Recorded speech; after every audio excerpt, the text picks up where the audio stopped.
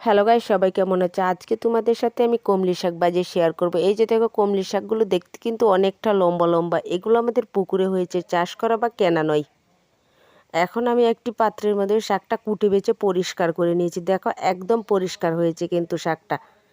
এই শাকটাকে আমি এখন কড়াইয়ের মাধ্যমে চুলার উপর বসিয়ে দিব সিদ্ধ করার জন্য, এবং এটার মধ্যে আমি লবণ দিয়ে দিচ্ছি। দেখো, লবণ দিয়ে দিচ্ছি।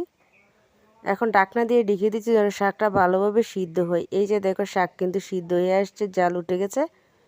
এখন শাকটা আমি উলট পালট করে দিচ্ছি যেন শাকটার মধ্যে ভালোভাবে লবণটা মিশে যায় আর সিদ্ধ হয়। এই যে আমি একটি ঝুড়ির মধ্যে শাকটাকে নামিয়ে নিচ্ছি যেন পানিটা একবারে জোরে পড়ে যায়। দেখো, শাকটা কিন্তু আরও সবুজের পরিমাণটা অনেকটাই বেড়ে গেছে সিদ্ধ হওয়ার পরেও। এখন ঝুড়ি থেকে পানিটা একবার সব সরিয়ে এটাকে আমি বাটির মধ্যে সুন্দরভাবে রেখে দিয়েছি। অন্য বাটিতে শুকনো মরিচ আর রসুন কুচি নিয়েছি। দেখো, দুইটাই কিন্তু সুন্দরভাবে পরিষ্কারভাবে সাজিয়ে নিয়েছি।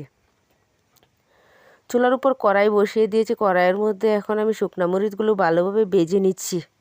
ভেজে নেওয়ার পরে তেলটার মধ্যে আমি রসুন কুচি দিয়ে দিচ্ছি। রসুন কুচিগুলো আপনার সুন্দরভাবে লাল হতে এটার মধ্যে আমি শাকটা দিয়ে দিচ্ছি যেন শাকটা ভালোভাবে রসুন আর তেলের মধ্যে মিশে যায়। মোটামুটি কিন্তু মিশেও গিয়েছে। এই যে দেখো, একবারে শাকটা কিন্তু হয়ে আসছে। এখন এটাকে নামিয়ে নিব। চুলা থেকে নামিয়ে নিয়ে এখন বাটির মধ্যে রেখে দিচ্ছি। এই যে দেখো, দেখতে কিন্তু কতটা সুন্দর হয়েছে।